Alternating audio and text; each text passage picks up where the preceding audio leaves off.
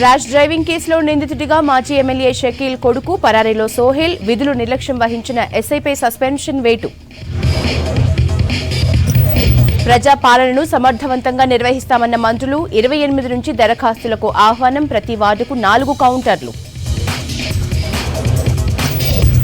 Traffic చలాన్లపై రాయితీ ఇస్తూ ప్రభుత్వం జీవో జారీ, నేటి నుంచి జరిమానాలు కట్టుకోవచ్చన్న అధికారులు.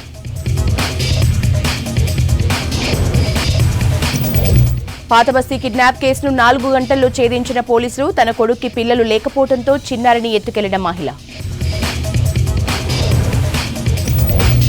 గంజాయి కేసులో ప్రియుడిని ఇరికించేందుకు యువతి ప్రయత్నం, స్నేహితుల సాయంతో మాజీ లవర్ కారులో గంజాయి పెట్టిన లేడీ.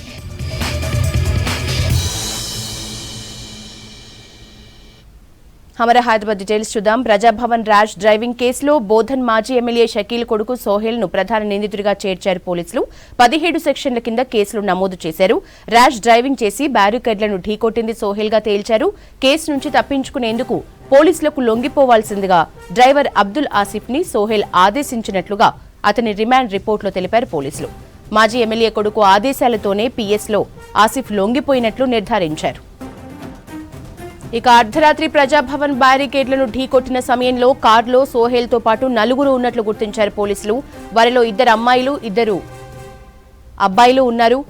లాంగ్ డ్రైవ్ కి వెళ్లే క్రమంలో ప్రమాదం జరిగినట్లు తెలిపారు పోలీసులు. పంజాగుట్ట దగ్గర ప్రమాదం జరగగానే మరొక కారు తెప్పించుకుని పారిపోయాడు సోహెల్. ప్రస్తుతం మాజీ ఎమ్మెల్యే కుమారుడు పరారీలో ఉన్నాడు. అతని కోసం పోలీసులు గాలింపు చర్యలు చేపట్టారు. కేసులో నిర్లక్ష్యం వహించిన పోలీసులపై చర్యలు తీసుకున్నారు ఉన్నతాధికారులు. పంజాగుట్ట ఇన్స్పెక్టర్ దుర్గారావుపై సస్పెన్షన్ వేటు వేసింది. కేసు విచారణను నిర్లక్ష్యం చేసినందుకు చర్యలు తీసుకుంది. ఇదే అంశంపై డీటెయిల్స్ సదానందం అందిస్తారు. సదానందం, ర్యాష్ డ్రైవింగ్ కేసులో ఎట్లా ఉన్నాయి డీటెయిల్స్? ప్రజాభవన్ ఆపోజిట్ లో యాక్సిడెంట్ కేసులో మాజీ టీఆర్ఎస్ ఎమ్మెల్యే షకీల్ కొడుకు సాహిల్ కు సంబంధించి అతనే ప్రధాన నిందితుడని అతన్ని A1 గా చేసి మొత్తం అతని పైన 17 సెక్షన్ల ప్రకారం 17 సెక్షన్లు చేసి పోలీసులు అతని పైన ఎఫ్ఐఆర్ నమోదు చేశారు. సో ఇదే ఇన్సిడెంట్ కి సంబంధించి ముఖ్యంగా ఏంటంటే పంజాగుట్ట ఇన్స్పెక్టర్ దుర్గారావు విధుల్లో నిర్లక్ష్యం వహించాడు అనే అంశంతో అతన్ని హైదరాబాద్ సిపి కొత్తకోట శ్రీనివాస్ రెడ్డి కాసేపటి క్రితం అతన్ని సస్పెండ్ చేశాడు. విధుల నుంచి అతన్ని సస్పెండ్ చేశాడు. యాక్చువల్ గా ఇది 23rd మార్నింగ్ అవర్స్ అంటే 3 o'clock ఆ టైంలో జరిగింది ఇన్సిడెంట్. ప్రజాభవన్ కు ఆపోజిట్ లో వాళ్ళు బేగంపేట నుంచి ఇటు బంజారా హిల్స్ వచ్చే రూట్ లో అక్కడ వేసిన బారికేడ్ ను BMW 0777 కారులో మాజీ బీఆర్ఎస్ ఎమ్మెల్యే షకీల్ కొడుకు సాహిల్ ఓవర్ స్పీడ్ తోటి ర్యాష్ డ్రైవింగ్ చేసుకుంటూ వచ్చి ఢీ కొట్టడం తోటి అక్కడ బారికేడ్స్ ఎగిరిపడ్డాయి. సో ఆ టైంలో అక్కడ ప్రజాభవన్ దగ్గర డ్యూటీ చేస్తున్న కానిస్టేబుల్స్ పంజాగుట్ట PS కు ఇన్ఫర్మేషన్ ఇవ్వడం తోటి పంజాగుట్ట పోలీసులు అక్కడికి చేరుకున్నారు. అక్కడ చేరుకున్న తర్వాత అతను నేను మాజీ ఎమ్మెల్యే షకీల్ కొడుకునని పోలీసులకు చెప్పాడు. ఆ తర్వాత అతన్ని అక్కడి నుంచి PS కు తీసుకెళ్లారు. PS కు తీసుకెళ్లిన తర్వాత అతను షకీల్ కి ఫోన్ చేయడం తోటి షకీల్ అక్కడ ఉన్న పోలీస్ అధికారులతో మాట్లాడి అక్కడ ఆ కేసు వాళ్ళ కొడుకు పైన కాకుండా వేరే వాళ్ళ ఇంట్లో పనిచేసే డ్రైవర్ ను పిలిపించి అబ్దుల్ ఆసిఫ్ ని పిలిపించి అతడు నేనే డ్రైవింగ్ చేశాను, నేనే యాక్సిడెంట్ చేశానని అతనితో చెప్పించారు. సో దీంతో కేసును తారుమారు చేశారు. కాబట్టి సో ఇటు పంజాగుట్ట పోలీసుల పైన కూడా ఎవరైతే ఆ రోజు నైట్ డ్యూటీలో ఉన్న SHO కూడా నైట్ డ్యూటీలో ఉన్నాడు. ఆ రోజు ఆ దుర్గారావు, అతనితో పాటు 2 కానిస్టేబుల్స్, ఒక SI కూడా అదే రోజు డ్యూటీలో ఉన్నాడు. సో అతను మాజీ ఎమ్మెల్యే ఫోన్ లో వీళ్ళతో మాట్లాడడం తోటి అతన్ని కాకుండా వేరే వ్యక్తి పైన అబ్దుల్ ఆసిఫ్ పైన కేసు పెట్టినట్టయితే నిర్ధారణకు వచ్చింది. సో ఆ తర్వాత అక్కడి నుంచి ఇటు సాహిల్ వెళ్ళిపోయాడు, మాజీ ఎమ్మెల్యే కొడుకు అక్కడి నుంచి వెళ్ళిపోయాడు. అప్పటి నుంచి ఇప్పటి వరకు అబ్స్టాండింగ్ లో ఉన్నాడు. ఆ తర్వాత ఈ కేసు పైన డీప్ ఇన్వెస్టిగేషన్ చేసిన ఈ హయ్యర్ అఫీషియల్స్ ఈ కేసులో ప్రధాన నిందితుడు ఇతను సాహిల్ మాత్రమే, మాజీ ఎమ్మెల్యే షకీల్ కొడుకే ఇది కారు నడిపాడని వాళ్ళు గుర్తించారు. ఎందుకంటే బేగంపేట నుంచి వచ్చే టైంలో అక్కడ రోడ్డు పైన ఉన్న సీసీ కెమెరాలు అన్ని కూడా చూశారు. ఆ సీసీ కెమెరాల్లో కూడా సాహిలే అంటే మాజీ ఎమ్మెల్యే కొడుకే కారు నడిపినట్టు వాళ్ళు గుర్తించారు. సో ఆ తర్వాత అసలు నైట్ ఏం జరిగింది ఆ రోజు అని పూర్తి డీటెయిల్స్ తీసుకున్నట్లయితే ఆ రోజు నైట్ డ్యూటీలో ఉన్న పోలీసులతోటి మాజీ ఎమ్మెల్యే షకీల్ ఫోన్ లో మాట్లాడడం తోటి అతను డైరెక్ట్ గా ఈ నిందితుడుగా ఉన్న మాజీ ఎమ్మెల్యే కొడుకు పైన కాకుండా వేరే వ్యక్తిని తీసుకొచ్చి అతన్ని కేసులో పెట్టారని దీన్ని గుర్తించిన పోలీస్ అధికారులు ఈ రోజు మాత్రం ఇన్స్పెక్టర్ ని సస్పెండ్ చేశారు. మరోవైపు ఈ ప్రధాన నిందితుడిగా సాహిల్ ని ముందు పెట్టారు. ఆ తర్వాత A2గా ఆ వ్యక్తి అబ్దుల్ ఆసిఫ్ అనే వ్యక్తి ఎవరైతే వచ్చి నేనే యాక్సిడెంట్ చేశానని చెప్పాడో సో అతన్ని పెట్టారు. ఆ తర్వాత అతన్ని ఇన్వెస్టిగేషన్ చేసి అతని దగ్గర నుంచి కూడా స్టేట్మెంట్ రికార్డ్ చేశారు. సో అతను కూడా చెప్పాడు యాక్చువల్ గా యాక్సిడెంట్ చేసింది నేను కాదు, యాక్చువల్ గా నేను మాజీ ఎమ్మెల్యే ఇంట్లో డ్రైవర్ గా పనిచేస్తున్నాను, నాకు ఇట్లా చెప్పడం తోటి ఆ రోజు మిడ్ నైట్ వచ్చేసి నేనే యాక్సిడెంట్ చేశానని చెప్పానని అతను స్టేట్మెంట్ కూడా ఇచ్చాడు. ఆ తర్వాత నేను వచ్చిన కారులోనే అతను సాహిల్ అదే కారులో తీసుకొని ఇంటికి వెళ్ళిపోయాడని చెప్పారు. ఆ తర్వాత అప్పటి నుంచి పోలీసులు అతని కోసం సర్చ్ చేస్తున్నారు, కానీ ఇప్పటి వరకు అతను దొరకలేదు. యాక్చువల్ గా ఈ కేసుకు సంబంధించి ముఖ్యంగా ముందు యాక్సిడెంట్ అయ్యింది. ఆ రోజు యాక్సిడెంట్ అయిన తర్వాత దానిలో 3 కేసులు, ఒకటి rash driving, next public property damage, దీంతో పాటు 184 MV యాక్ట్ 3 సెక్షన్ల ప్రకారం మాత్రమే ముందు కేసు పెట్టారు. సో అదే చూసుకొని వీళ్ళు యాజ్ యూజువల్ గా పోయినట్టుంటే కేవలం 3 సెక్షన్స్ తోటే పోయేది.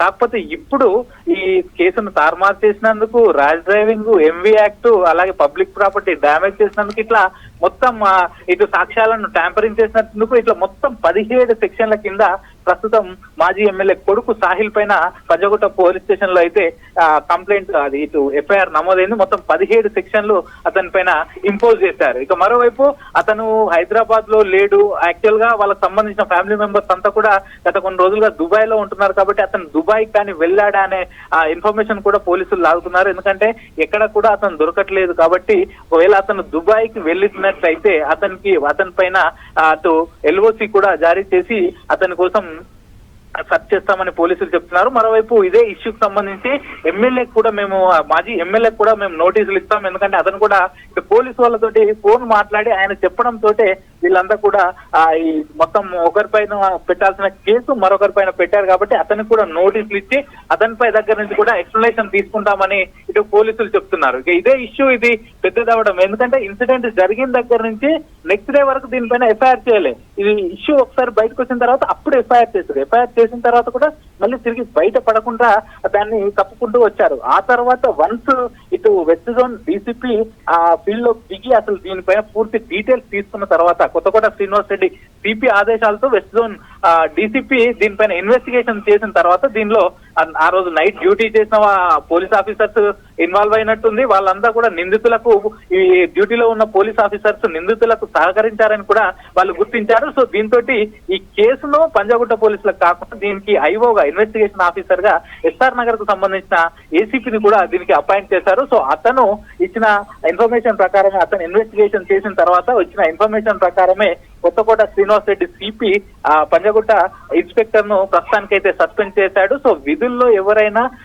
వేరే వాళ్ళ అవతల వ్యక్తులకు సపోర్ట్ చేసినట్టయితే తప్పకుండా సస్పెండ్ చేస్తామని గత కొన్ని రోజులుగా కొత్తగా అపాయింట్ అయిన CP చెప్పుకుంటూ వస్తున్నాడు. సో ఇది ఫస్ట్ కేసు అని చెప్పుకోవచ్చు హైదరాబాద్ లో. సో మొత్తానికి ఈ కేసు విషయంలో అయితే ప్రజెంట్ A1 గా అయితే ఈ సాహిల్ ని పెట్టారు, మాజీ ఎమ్మెల్యే షకీల్ కొడుకు సాహిల్ ని పెట్టారు. A2గా అబ్దుల్ ఆసిఫ్ ని పెట్టారు. మరోవైపు మాజీ ఎమ్మెల్యే కూడా అతనికి కూడా నోటీసులు ఇచ్చి అతన్ని కూడా విచారణ చేస్తామని పోలీసులు చెప్తున్నారు. ఇంకొకటి ఇదే ఇష్యూకు సంబంధించి ఇటు పంజాగుట్ట ఇన్స్పెక్టర్ కూడా ఇదే ఇష్యూలో వాళ్లకు సపోర్ట్ చేయడంతో అతను కూడా సస్పెండ్ అయ్యాడు. ఇక మిగతా ఆ రోజు నైట్ డ్యూటీలో ఉన్న SI అలాగే కానిస్టేబుల్స్ వాళ్ళపై కూడా శాఖపరమైన చర్యలు తప్పకుండా ఉంటాయంటూ కూడా పోలీస్ హైయర్ అఫీషియల్స్ చెప్తున్నారు. యశోద్, థ్యాంక్ యూ సదానందం.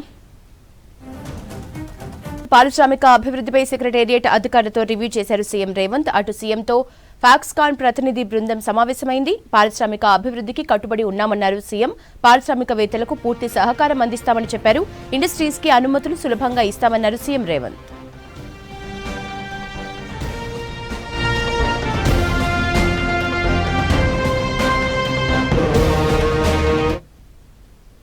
ప్రజాపాలన కార్యక్రమాన్ని సమర్థవంతంగా నిర్వహిస్తామన్నారు మంత్రి శ్రీధర్ బాబు. పొన్నం ప్రభాకర్ బంజారా భవన్లో ప్రజాపాలనపై రివ్యూ నిర్వహించారు. నగరంలో ప్రతి వార్డుకు 4 కౌంటర్లు ఏర్పాటు చేస్తామని చెప్పారు. రేషన్ కార్డులు, పెన్షన్లు, ఇండ్లపై దరఖాస్తులు చేసుకోవచ్చని సూచించారు. జనవరి 6వ తేదీ వరకు అర్హులందరూ దరఖాస్తు చేసుకోవచ్చని సూచించారు మంత్రి శ్రీధర్ బాబు, పొన్నం. 28వ తారీఖు నుంచి మా ప్రభుత్వం ప్రజలకు సంబంధించిన అనేక సమస్యల విషయంలో వారు స్వేచ్ఛగా వచ్చి ప్రభుత్వ అధికారుల దగ్గర వారి సమస్యలను తెలియజేయడంతో పాటు ఈరోజు 6 గ్యారంటీలకు సంబంధించిన అంశాన్ని ప్రజల వద్దకు తీసుకెళ్లి ప్రజాపాలన 28వ తారీఖు నుంచి ఈ ప్రోగ్రాన్ని మొదలు పెట్టబోతా ఉన్నాం. డిసెంబర్ 28వ తారీఖు నుంచి జనవరి 6వ తారీఖు వరకు ఈ గ్రేటర్ హైదరాబాద్కు సంబంధించిన 6 జోన్లలో 30 సర్కిళ్లలో 150 వార్డులలో వీటిలో ఉంటున్న ప్రజానికానికి మా ప్రభుత్వ అధికారులు మా గ్యారంటీలకు సంబంధించి అభయహస్తంకు సంబంధించిన గ్యారంటీలకు సంబంధించి 4 లొకేషన్స్లో ఈ దరఖాస్తులు తీసుకునే కౌంటర్స్ ఏర్పాటు చేయడం జరుగుతుంది. హైదరాబాదు జిల్లాకు కానీ రంగారెడ్డి జిల్లాకు సంబంధించిన ప్రజానికానికి ఈరోజు మా 6 గ్యారంటీలు ఈ అభయహస్తం అనేది ప్రధాన ధ్యేయం. మేమిచ్చిన వాగ్దానాలు ఏవైతే ఉన్నాయో ఈ 5 సంవత్సరాల కాలయంలో తూచా తప్పకుండా అమలు చేసే కార్యక్రమం జరుగుతుంది. ఈ రాష్ట్రం అప్పులమయమైంది అనేటువంటి అంశాలన్నీ చెప్పేటువంటి ఒక ప్రయత్నం చేసినాం. సరే, దానికి అనుసరించి మళ్ళీ స్వేదపత్రాల సౌదపత్రాల అనేటువంటి అంశంకి సంబంధం లేకుండా ప్రజల యొక్క అంశం మీద అందరినీ కూడా రమ్మని కోరుతున్నాం, భాగస్వామ్యులు కమ్మని. ఈ యొక్క కార్యక్రమం ప్రజల కార్యక్రమం ప్రజలకు ఇచ్చినటువంటి హామీ మేరకు వాళ్ళందరి యొక్క కార్యక్రమం లోపల భాగస్వాములు చేసే ప్రయత్నం చేస్తూ ఉన్నాం. రంగారెడ్డి జిల్లా ఇన్ఛార్జి మంత్రిగా దాదాపు రంగారెడ్డి జిల్లాలో వారికి ఉన్నటువంటి అనుభవం కావచ్చు, హైదరాబాద్లో కూడా మరి అనుభవం ఉన్నటువంటి అధికారులు, క్షేత్రస్థాయిలో ఉన్నటువంటి అధికారులు అందరూ కూడా ఈ కార్యక్రమం తెలంగాణ రాష్ట్రంలో ఈ కార్యక్రమం విజయవంతం కావాలంటే హైదరాబాద్ కేంద్రంగా ఒక శుభప్రదంగా జరగాల్సిన అవసరం ఉంది. దానికి అనుగుణంగా ప్రతి సెంటర్కు 10 మంది వాలంటీర్లు చొప్పున దాదాపు 6,000 మంది వాలంటీర్లను ఎక్కడ కూడా ఇబ్బంది లేకుండా అన్ని రకాలుగా వికలాంగులకు కావచ్చు, ఓల్డేజ్ వాళ్ళకు కావచ్చు, అక్కడ లా అండ్ ఆర్డర్ కావచ్చు, అక్కడ ఉండబడేటువంటి ఇతరత్ర డ్రింకింగ్ వాటర్ అన్ని కూడా రకాలుగా ఇబ్బంది లేకుండా ఏర్పాట్లు చేస్తూ ఉన్నాం. రవాణా పరంగా ఇంకా మరింత వ్యవస్థను మెరుగుపరచాలని ప్రభుత్వం, గౌరవ ముఖ్యమంత్రి గారు కావచ్చు, డిప్యూటీ ముఖ్యమంత్రి గారు కావచ్చు, సహచార మంత్రులంతా కూడా నూతనంగా బస్సులు తేవాలనే నిర్ణయం కూడా తీసుకోవడం జరిగింది. దానిలో భాగంగా రాష్ట్ర ప్రజలకు రవాణా పరంగా ఇక్కడ ఇబ్బంది ఉండొద్దు అనేటువంటి ఒక ఆలోచన ఈ ప్రభుత్వం చేస్తూ ఉంది. దేశానికి సంపూర్ణ స్వాతంత్ర్యం కోరిందే కమ్యూనిస్టు పార్టీలన్నారు సిపిఐ జాతీయ కార్యదర్శి నారాయణ. భారత కమ్యూనిస్టు పార్టీ 99వ వ్యవస్థాపక దినోత్సవ వేడుకలు హిమాయత్ నగర్లో ఘనంగా నిర్వహించారు.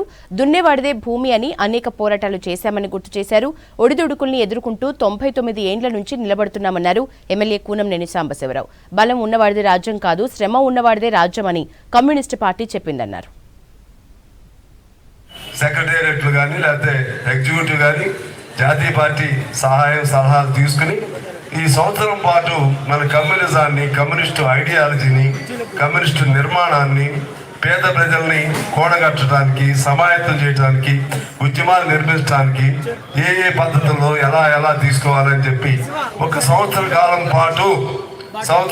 పాటు కమ్యూనిస్ట్ పార్టీ ఆవిర్భావ వేడుకల్ని జరపాలని చెప్పి మేము నిర్ణయం తీసుకోలేదు. అయినా కూడా అది తప్పు కాదు కాబట్టి ఇక్కడ నేను సెక్రటరీగా, రాష్ట్ర సెక్రటరీగా నేను ప్రకటన చేస్తా ఉన్నాను.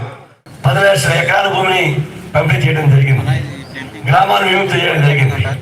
దాని ప్రత్యేకంగా ఇక్కడ రామినాయుడు గారి మండలం ఇక్కడ కూర్చుంది.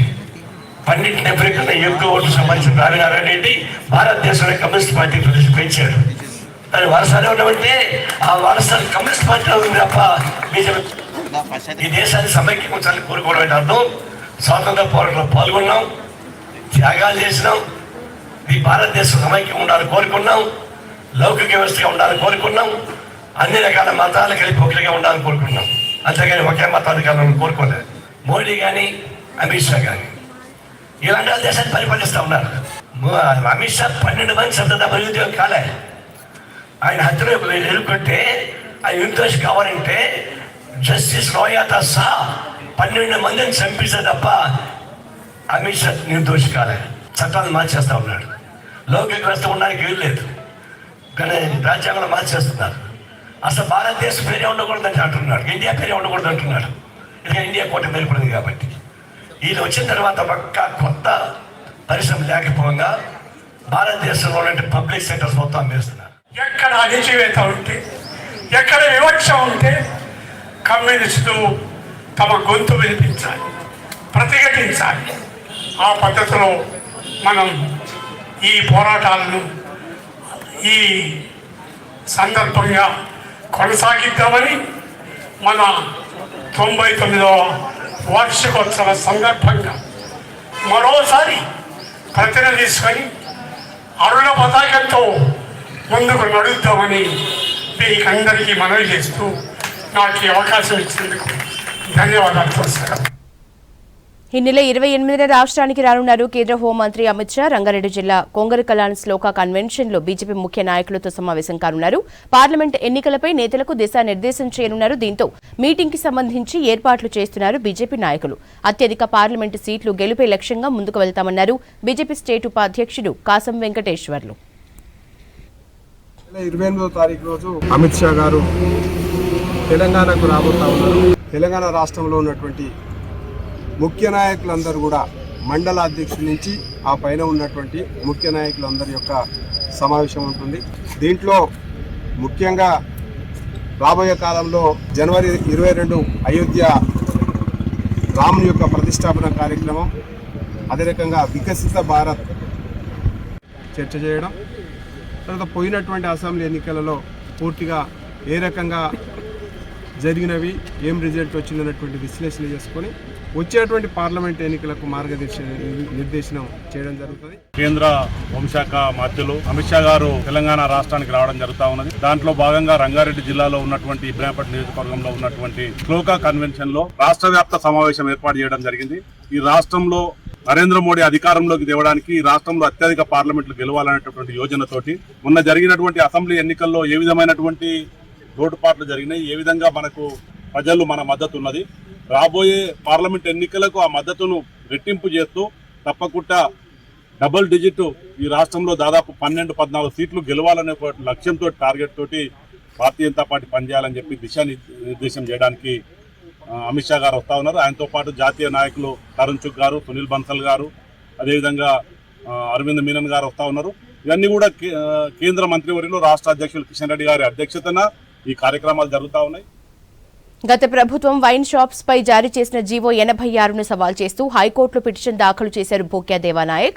ఈ జీవో ప్రకారం గిరిజనులకు 5% వైన్ షాప్స్ కేటాయించకపోవడంపై అభ్యంతరం వ్యక్తం చేశారు పిటిషనర్ తరపు న్యాయవాది మంగిలాల్ నాయక్. రాష్ట్ర ప్రభుత్వం ఎక్సైజ్, గిరిజన శాఖ చీఫ్ సెక్రటరీకి హైకోర్టు నోటీసులు జారీ చేసింది. 4 వారాల్లో కౌంటర్ దాఖలు చేయాలని, లేదంటే జీవో రద్దుపై ఆలోచిస్తామని తెలిపింది కోర్టు. తదుపరి విచారణ 4 వారాలకు వాయిదా వేసింది హైకోర్టు.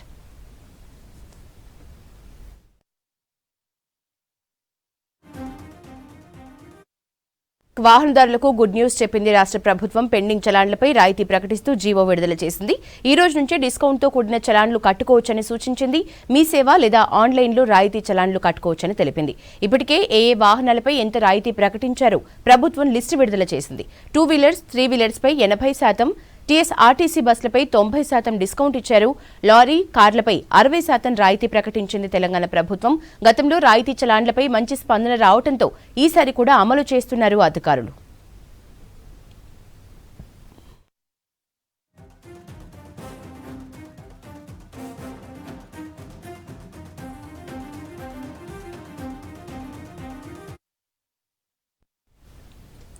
నేరాలు అరికట్టడంలో సీసీ కెమెరాలు ఎంతగానో ఉపయోగపడుతున్నాయన్నారు రాచకొండ సిపి సుధీర్ బాబు. రంగారెడ్డి జిల్లా మంచాల మండలంలో 136 కమ్యూనిటీ సీసీ కెమెరాల్ని సిపి ప్రారంభించారు.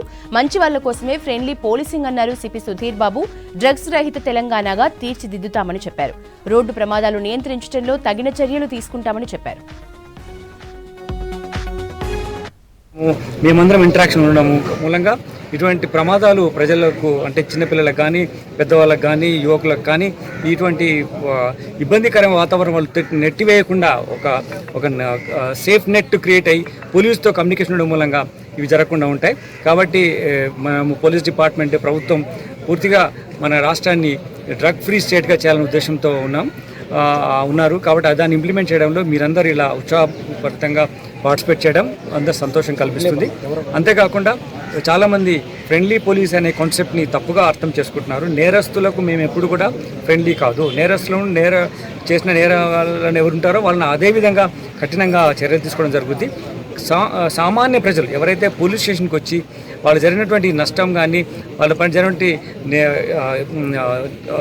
నేరపూరితమైన చర్యలు వాళ్ళపైన ఎవరైనా పాల్పడితే అవి పోలీసుతో రిపోర్ట్ చేయడానికి వచ్చినప్పుడు వాళ్ళకి సదుపాయకరంగా ఉండే విధంగా కామన్ పీపుల్ ప్రజలతో కలిసి పోలీస్ పనిచేసే విధంగా ఉంటుంది. కానీ నేరస్తుల పట్ల మేము కఠినంగా వ్యవహరిస్తాం. ఇది ప్రజలు గుర్తించవలసింది కోరుతున్నాం. కాబట్టి మనము పోలీసులం అయితే యూనిఫామ్లో ఎలా పనిచేస్తున్నాం అలానే ప్రజలంతా యూనిఫామ్లో లేని పోలీస్ అధికారులు వాళ్ళు కూడా అరెస్ట్ చేసేటువంటి చట్టంలో ప్రొవిజన్ ఉంది. కానీ వాళ్ళు మళ్ళీ పోలీసు అధికారులకు అప్పచెప్పాలి. నేరస్తులు పాల్పడితే నేరమును అరికట్టడానికి ఆపే విధమైనటువంటి శక్తి కూడా చట్టం వాళ్ళు కల్పించింది. కాబట్టి ప్రజలు పోలీసు కలిసి పనిచేసి మన తెలంగాణ రాష్ట్రాన్ని ఒక మంచి రాష్ట్రం అభివృద్ధి చెందుతుంది కాబట్టి ముందుకు తీసుకెళ్లాల్సిందిగా ఉంది.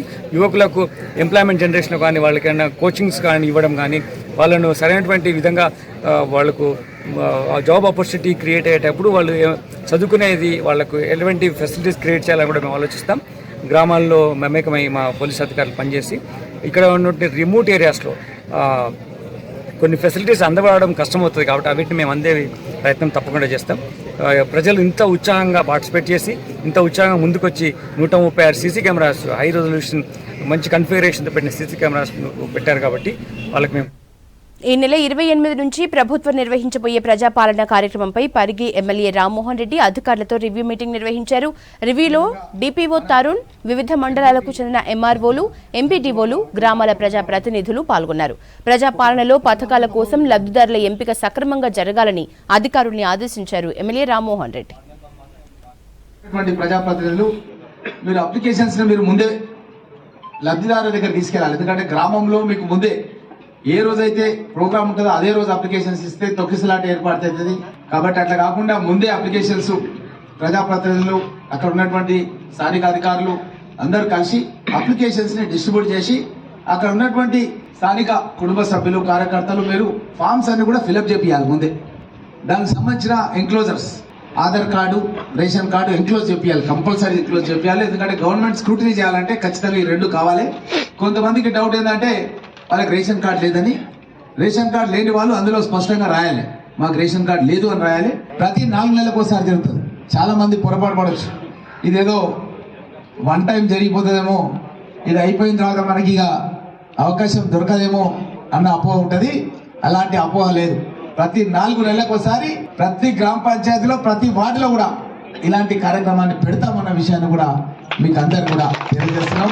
అదేవిధంగా ఈ యొక్క 28 తారీఖు నుంచి 6 తారీఖు వరకు అయిపోయిన తర్వాత కూడా ఎక్కడన్నా ఎవరైనా పొరపాటున ఎవరైనా ఆరోగ్యం బాగాలేక హైదరాబాద్ ఆసుపత్రిలో ఉండో, పూనా బాంబేలో ఉండో ఎవరైనా మిస్ అయితే కూడా ప్రభుత్వం స్పష్టంగా ఇదొక ప్రజలకు ఫ్రెండ్లీ ప్రభుత్వం, ఇది ప్రజలతోనే నడిచే ప్రభుత్వం ఇది. కాబట్టి గ్రామ కార్యదర్శులు కూడా ఈ లాస్ట్ డేట్ అయిపోయినాక కూడా ఎవరైనా ఇవ్వలేని వాళ్ళు ఉంటే 6 తారీఖు తర్వాత కూడా 7 తారీఖు కానీ 8 తారీఖు కానీ ఇచ్చినా సరే తప్పకుండా అప్లికేషన్స్ అన్ని కూడా అక్కడ తీసుకోవడం జరుగుతున్న విషయాన్ని కూడా మీకు అందరూ కూడా తెలియజేస్తున్నాం.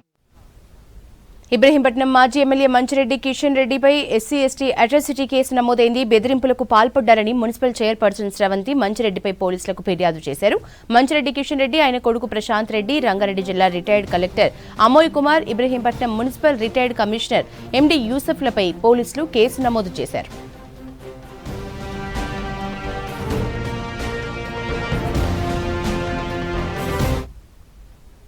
నిజాంపేట మున్సిపల్ పరిధిలో ఉన్న ప్రభుత్వ స్థలాల్ని ఆక్రమించేందుకు స్థానిక నాయకులు ప్రయత్నిస్తున్నారని బీజేపీ నాయకులు ఆరోపిస్తున్నారు. కట్టడాలు నిర్మిస్తే అధికారులు కూలుస్తున్నారని, చీరలతో కంచెలు ఏర్పాటు చేస్తున్నారని అన్నారు. భూములు ఆక్రమిస్తున్న అధికారులు పట్టించుకోవటం లేదన్నారు. ప్రభుత్వ భూముల్లో నిర్మాణాలు చేసేందుకు మున్సిపల్ కమిషనర్ ఏ విధంగా అనుమతులు ఇస్తారని ప్రశ్నించారు బీజేపీ నాయకులు సతీష్. నిజాంపేటలో సర్వే నెంబర్ 191లో 12 ఎకరాల ప్రభుత్వ స్థలం ఉంది. ఈ ప్రభుత్వ స్థలంలో ఈరోజు 2 నిర్మాణాలు స్టార్ట్ చేసారు. అదేవిధంగా ప్రభుత్వ భూమిని మొత్తం కబ్జా చేసుకొని 59 జీవో కింద ఈరోజు ఏ విధంగా అధికారులు దాన్ని అక్రమ నిర్మాణాన్ని ఆపకుండా ఏదైతే 115, 116, 117 మరి ఈ 3 సర్వే నెంబర్లో అనుమతులు ఏ విధంగా ఇచ్చారో చెప్పాలి. 114 ప్లాట్ నెంబరు ఏదైతుందో అది ప్రైవేటు కాదు, ప్రభుత్వ భూమి అని ఆ రోజు అధికారుల ముందు ఏదైతే ఇక్కడ వారు ప్రైవేట్ ల్యాండ్ వాళ్ళు వస్తే వాళ్ళు చెప్పిల్లో మరి అది 114 ప్లాట్ నెంబర్ ప్రభుత్వంది అయితే 115, 116కి ఏ విధంగా అనుమతులు ఇచ్చాలని ఈరోజు అడుగుతున్నాం దీనికి సంబంధించి. అదేవిధంగా భారతీయ జనతా పార్టీ ఈ ప్రభుత్వ భూమిని కాపాడడానికి ఫిర్యాదు చేస్తే హెచ్ఎండే చర్యలు తీసుకోమని రికార్డులు సబ్మిట్ చేయమన్నది ఈరోజు కూడా చర్యలు తీసుకునే పరిస్థితి. అదేవిధంగా ఏదైతే కమిషనర్కు ఏదైతే అవతల పార్టీ వాళ్ళు మాది ప్రభుత్వ భూమి అని ఫిర్యాదు చేస్తే చర్యలు తీసుకోమని ఎంఆర్ఓకి కమిషనర్ ఇచ్చిన పరిస్థితి. అదేవిధంగా నేతలకి ఇక్కడ అడుగులో మడుగులు వచ్చుతూ ఎంఆర్ఓ కమిషనర్ అనుమతులు ఏ విధంగా ఇచ్చిండని ఈరోజు భారతీయ జనతా పార్టీగా ప్రశ్నిస్తున్నాం. హత్య చేస్తామని బెదిరింపు కాల్స్ వస్తున్నాయని పోలీసుల్ని ఆశ్రయించారు రాజేంద్రనగర్ వ్యాపారవేత్త దామోదర్ రెడ్డి. హతమార్చడానికి కొంతమంది 50 లక్షల రూపాయలు ఆఫర్ చేశారని బెదిరింపు కాల్స్ వస్తున్నాయని తెలిపారు. ₹1 కోటి ఇస్తే సుపారీ ఇచ్చిన వారి గురించి చెప్తామని వాట్సాప్ కాల్ చేశారన్నారు. బిట్ కాయిన్ స్కానర్ ద్వారా డబ్బులు పంపించారని డిమాండ్ చేశారన్నారు. ఆర్మూర్ బీఆర్ఎస్ మాజీ ఎమ్మెల్యే జీవన్ రెడ్డి నుంచి ప్రాణహాని ఉందని ఆరోపించారు దామోదర్ రెడ్డి.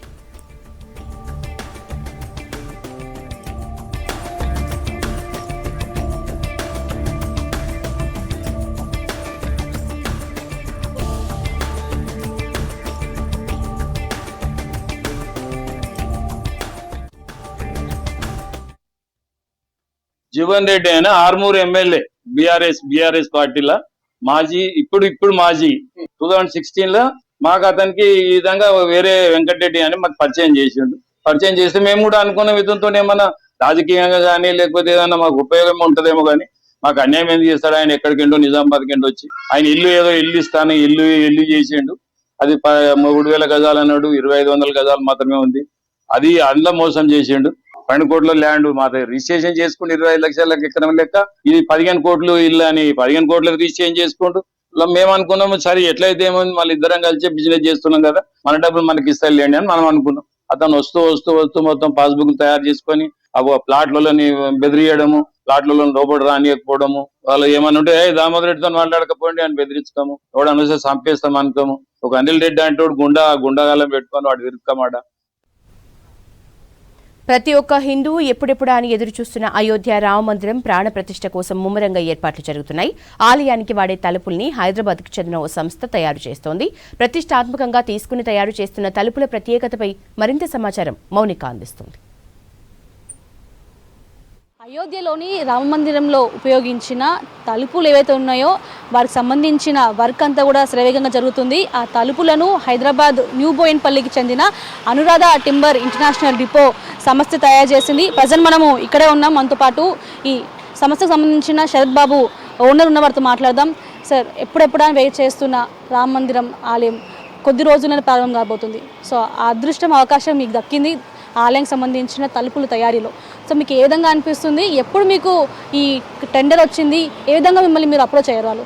శ్రీ రామ జన్మభూమి అయోధ్య మందిరానికి ముందు మేము ఒక 4 సంవత్సరాల క్రితం మోడల్ తయారు చేసి ఇచ్చాము. మందిరం సుప్రీంకోర్టు నిర్ణయం వచ్చాక చంపతరాయ్ గారు పిలిచి మమ్మల్ని మందిరం ఎలా ఉండబోతుందో వాళ్ళ దగ్గర ఉన్న స్కెచ్ల ప్రకారం వుడ్ మోడల్ తయారు చేసి ఇమ్మన్నారు. అది తయారు చేసి మేము ఆ మందిరంలో పెట్టాము. ఆ పెట్టిన మోడల్ని బేస్ చేసుకొని మేము పెట్టేసి వచ్చేసాము. తర్వాత ఈ సంవత్సరం మొదట్లో మమ్మల్ని పిలిచి తలుపులు మొత్తం చేయాలని చెప్పారు. అవి తయారు చేస్తున్నాము. ఒక సంవత్సరం నుంచి అంటే జూన్ నుంచి మేము అయోధ్యలో వర్క్షాప్ సెటప్ చేసి ఒక 60 మంది కార్వర్లని కార్పెంటర్లను పెట్టి తయారు చేయటం జరుగుతుంది. సో మొత్తము ఎన్ని తలుపులు సార్? మెయిన్గా ఎన్ని తలుపులు మీరు నిర్మించడం జరిగింది? తలుపులతో పాటు ఇంకేమైనా ఉపయోగించే వస్తువులను రెడీ చేయడం జరిగిందా?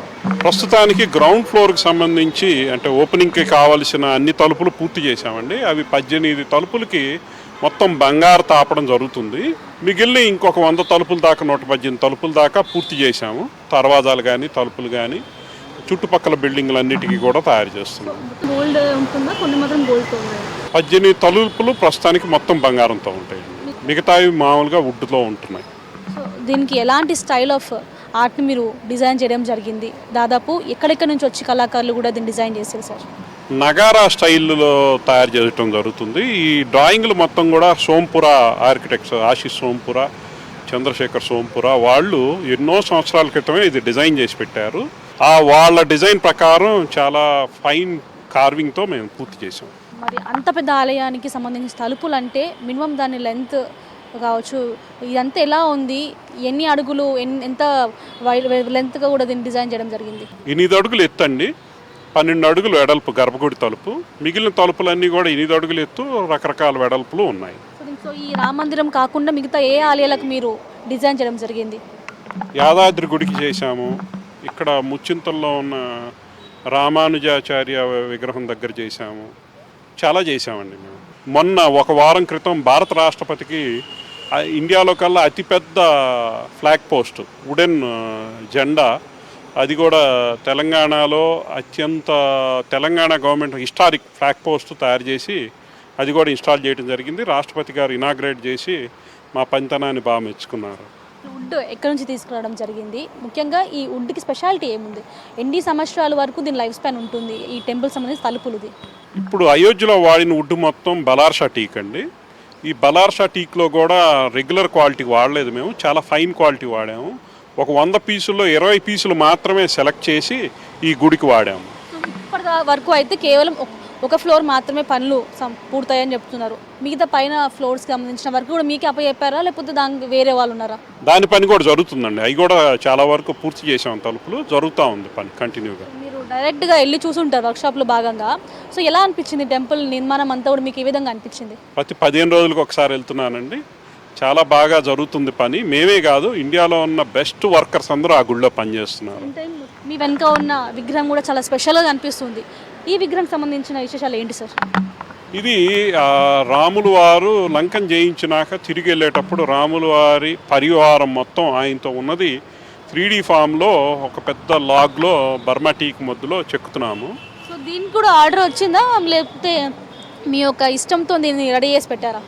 లేదండి, నేనే చేపిస్తున్నాను. ఇది కూడా అక్కడికి వెళ్ళే అవకాశాలు కనిపిస్తున్నాయా? రాములు వారి ఇష్టం, ఆయన ఎక్కడ అనుకుంటే అక్కడికి వెళ్తారు. రామజన్మభూమి అద్భుతంగా ఉండబోతుందండి. అది ఎంతోమంది ప్రాణత్యాగాలు చేసి ఆ గుడి కోసం ఎంతో కష్టపడ్డ చరిత్ర ఉంది. అది హిస్టరీ క్రియేట్ అవుతుంది ఫ్యూచర్కి. ఆ హిస్టరీలో భాగస్వామి అవటం అంటే మా అదృష్టం అనే అనుకోవాలి. ప్రస్తుతానికి అయితే 100కు పైగానే తలుపుల్ని నిర్మించడం జరిగింది. ఆ 100 తలుపుల్లో కూడా దాదాపు 18 తలుపులు కూడా గోల్డ్కి సంబంధించిన తలుపులు. ప్రస్తుతం అయితే వర్క్ అంతా కూడా శరవేగంగా జరుగుతున్నారు కూడా చెప్తున్నారు. మన వెనుక ఏదైతే విగ్రహం ఉందో ఆ విగ్రహం అయితే ఒకవేళ రామజన్మభూమి ట్రస్ట్ ఒప్పుకుంటే ఈ విగ్రహాన్ని కూడా తీసుకెళ్ళి అక్కడ పెడతామని కూడా ఇక్కడ ఉండే వాళ్ళు చెప్తున్న పరిస్థితి కనిపిస్తుంది. సో 1000 సంవత్సరాలు కూడా ఎలాంటి ఇబ్బంది లేకుండా చెక్కు చెదరకుండా కూడా ఉండేలా అయితే ఈ ఏదైతే టేక్ ఉంటుందో దాన్ని కూడా తీసుకొచ్చి కూడా చేపిస్తామని కూడా చెప్తున్న పరిస్థితి కనిపిస్తుంది. సో మొత్తానికి అయితే వర్క్షాప్లో వర్క్ మొత్తం కంప్లీట్ అయిపోయింది. ఇప్పటికే కొన్ని తలుపులను కూడా బిగించడం జరిగిందని కూడా శరత్ బాబు చెప్తున్నారు. కెమెరామెన్ పురుషోత్తంతో మౌనిక, 6 న్యూస్, హైదరాబాద్. ముంబైలోని రిచర్డ్సన్ అండ్ కుడాస్లో Pulsar mania masters edition finale ఘనంగా జరిగింది. విజేతగా మహమ్మద్ నుమాన్, సెకండ్, థర్డ్ ప్లేస్లో ఇనియవనిన్ రవిచంద్రన్లు నిలిచారు. ఈ కార్యక్రమంలో 25,000 మంది పాల్గొనగా 30 మంది ఎలైట్ పోటీదారులుగా నిలిచారు. ఫైనల్ గా అల్టిమేట్ పల్సర్ మానియాక్ టైటిల్ ని మహమ్మద్ నుమాన్ గెలిచారు. కార్యక్రమంలో కంపెనీ ప్రతినిధులు పాల్గొన్నారు.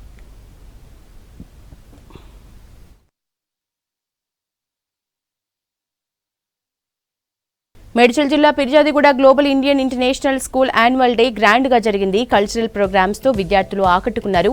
ముఖ్య అతిథిగా సుప్రీంకోర్టు న్యాయమూర్తి జస్టిస్ ప్రశాంత్ కుమార్ మిశ్రా హాజరయ్యారు. పిల్లల ప్రదర్శనలు చూసిన తర్వాత తన చిన్ననాటి జ్ఞాపకాలు గుర్తొచ్చాయన్నారు justice Mishra. Positive thinking, commitment తో సిన్సియర్ గా హార్డ్ వర్క్ చేస్తే అనుకున్న లక్ష్యాలని చేరుకుంటారని తన అనుభవాల్ని పంచుకున్నారు. ప్రతి పిల్లవాన్ని కూడా పర్సనల్ కేర్ తో ఇంపాక్ట్ చేస్తామన్నారు global India international school managing director Narasimhamurthy. Raghuram is a revered judge from whom we have learned so many things, all legal lessons in NJ and by reading his judgments also. This Amrit Kal, which is the name given to this celebration, and the Amrit Kal, the celebration of 75 years of independence of our country. And I wish that this begins the Amrit Kal of GIIS.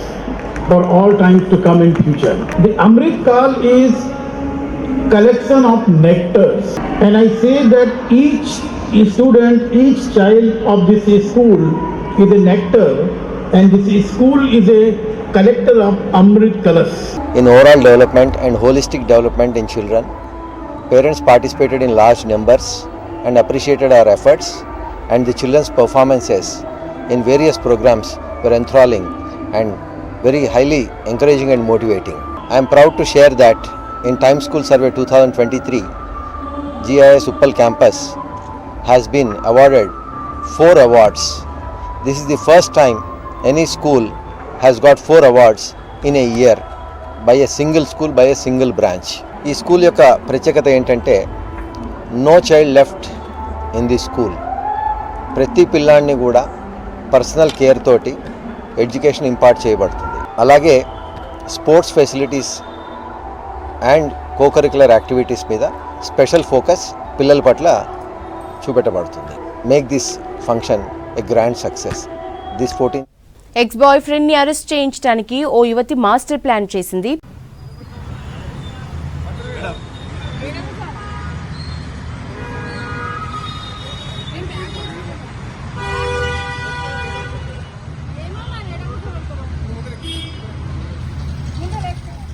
నిందితురాలు Rinku Rahmat నగర్లో law college స్టూడెంట్గా పోలీసులు గుర్తించారు. అమీర్పేట్లోని ఓ finance కంపెనీలో రింకు ఉద్యోగం చేస్తోంది. ఆమెకు పరిచయమైన సరూర్ నగర్కి చెందిన శ్రవణ్ కొన్నేళ్ల పాటు ప్రేమించుకున్నారు.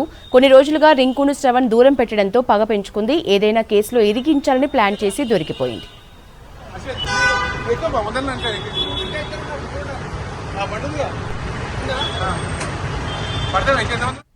హైదరాబాద్ పాత బస్సులో కిడ్నాప్ అయిన పాపను 4 గంటల్లో తల్లిదండ్రులకు అప్పగించారు పోలీసులు. కిడ్నాప్ చేసిన మహిళను సీసీ కెమెరాల్లో గుర్తించి పాపను రక్షించామన్నారు. తన కొడుకుకు 8 ఏళ్లుగా పిల్లలు పుట్టకపోవడంతో పాపను ఎత్తుకెళ్లినట్లు ఆ మహిళ ఒప్పుకుందని పోలీసులు తెలిపారు. కిడ్నాప్ అయిన వెంటనే పోలీసులకు కంప్లైంట్ ఇవ్వడంతో సత్వరమే స్పందించిన పోలీసుల్ని అభినందించిన ఉన్నతాధికారులు. కిడ్నాపింగ్ చిన్న పాప, ఒక 1.5 సంవత్సరాల చిన్న పాప కిడ్నాపింగ్ కేసుని బహదూర్పల్లి పోలీసులు సక్సెస్ఫుల్ గా ట్రేస్ చేశారు. ఈ కిడ్నాపింగ్ ఏదైతే ఉందో నిన్న మధ్యాహ్నం 3 o'clock కిషన్ బాగ్ పార్క్ దగ్గర జరిగింది. అండ్ రిపోర్ట్ చేయడం నిన్న సాయంత్రం 7 o'clock రిపోర్ట్ చేస్తే మా వాళ్ళు పాపని రెస్క్యూ చేసి వాళ్ళ తల్లిదండ్రులకు అప్పగించడం జరిగింది. అట్లానే అక్యూజ్ అయితే ఉన్నారో వాళ్ళని పట్టుకోవడం జరిగింది. ఈ అక్యూజ్ ఎవరైతే ఉన్నారో నసీం బేగం కి 4 పిల్లలు ఉన్నారు.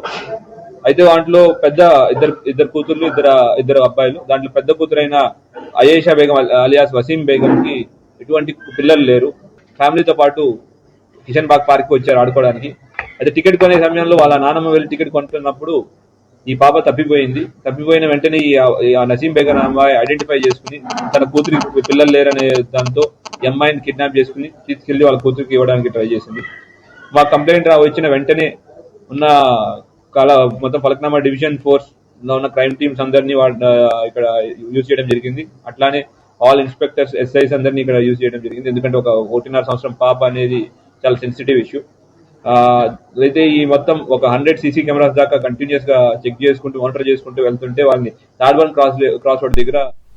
రంగారెడ్డి జిల్లా రాజేంద్రనగర్ పోలీస్ స్టేషన్ పరిధిలో రోడ్డు ప్రమాదం జరిగింది. బైక్ ను గుర్తు తెలియని వాహనం ఢీకొట్టింది. ఈ ప్రమాదంలో బైక్ పై ఉన్న ప్రయాణికుడు అక్కడికక్కడే మృతి చెందాడు.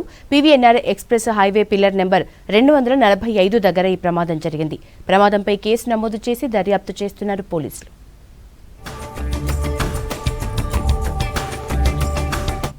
కొత్త సంవత్సరానికి మరో 4 రోజులే ఉండటంతో అలర్ట్ అయ్యారు సిటీలోని మాల్స్ నిర్వాహకులు. ఓల్డ్ స్టాక్ ని క్లియర్ చేసే పనిలో పడ్డారు.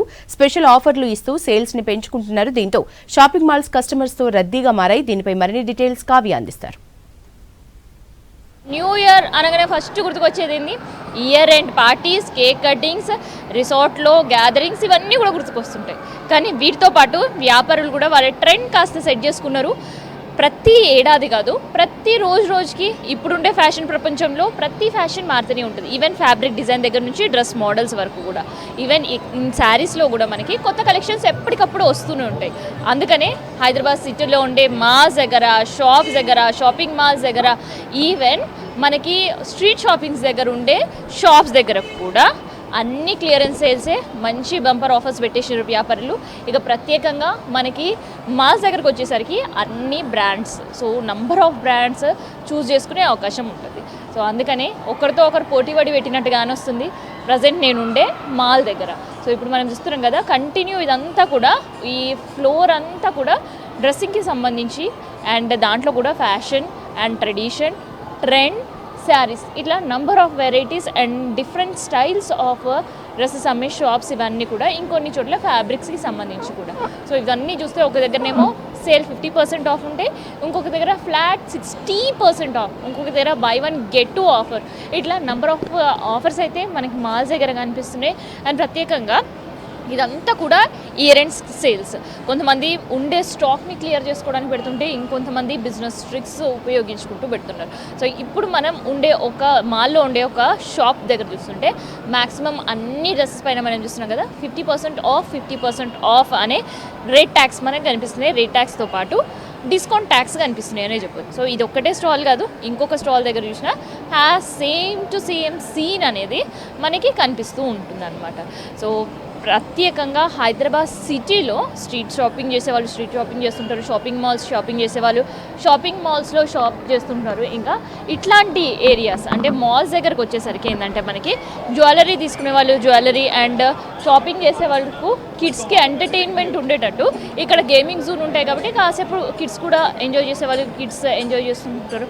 అంటే చిన్నగా ఒక రిఫ్రెష్మెంట్ లాగా ఉంటుంది అనమాట పబ్లిక్కి. అందుకని చాలామంది మాల్స్ దగ్గరకు వచ్చి షాపింగ్ చేస్తూ ఉంటారు. సో అందుకని మాల్స్లో కూడా ప్రతి చోట అంటే ఈవెన్ ఓన్లీ డ్రెస్సెస్ శారీస్ పైనే కాకుండా జ్యువెలరీస్ పైన కావచ్చు, చప్పల్స్ పైన కావచ్చు, ఇంట్లో యూజ్ చేసే కిచెన్ ఐటమ్స్ ఇట్లా ప్రతి వాటిపైన అయితే ఎండ్ ఆఫ్ సీజన్ సేల్స్ అనేవి కూడా స్టార్ట్ అయిపోయినాయి.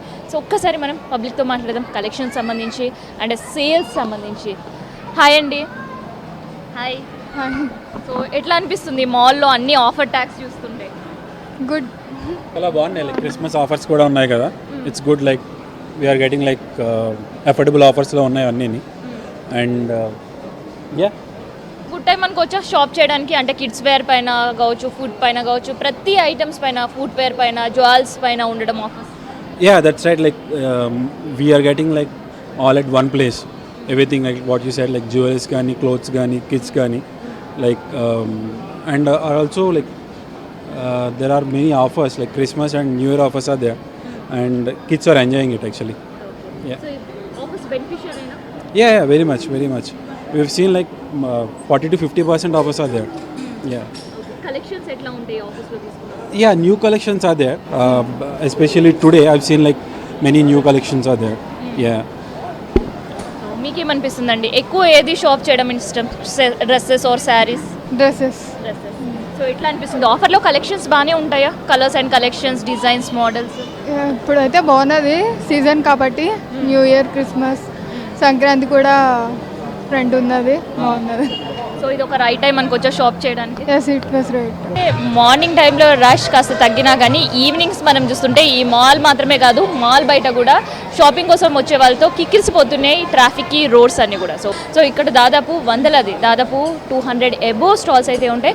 సో ప్రతి స్టాల్లో కూడా ప్రతి చోట ఆఫర్ అని మనకు కనిపిస్తుంది అండ్ రష్ కూడా మా దగ్గర కానిస్తుందని చెప్పొచ్చు.